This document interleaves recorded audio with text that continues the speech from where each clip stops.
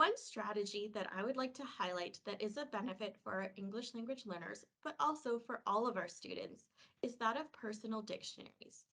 There are many different ways to have students build their personal dictionaries.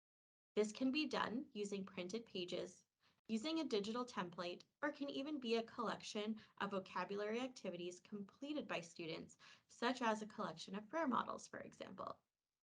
As mentioned earlier in the presentation, it is important for students to choose the words in order for vocabulary learning to be meaningful. Each student will have different vocabulary words that will need to be learned.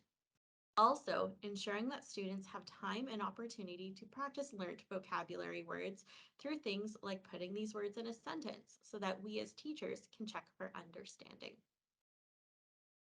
On our SharePoint site, under English as an Additional Language, we do have personal dictionary and vocabulary resources and templates for you to use students. Again, these are great for our English language learners, but beneficial to all of our students. These resources are linked on this slide for you to access.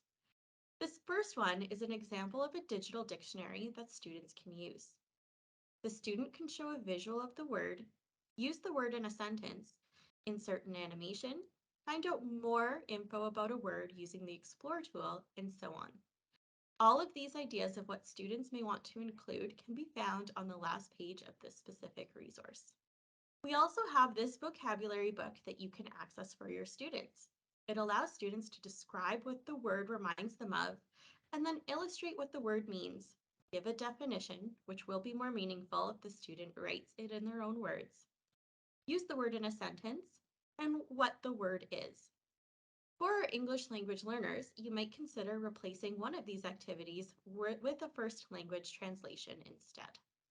Finally, as mentioned before, a collection of prayer models can be a simple way to have students create a personal dictionary. Like the previous example, you might consider replacing the non-example with word in first language for your English language learners for the activity to be more meaningful to them.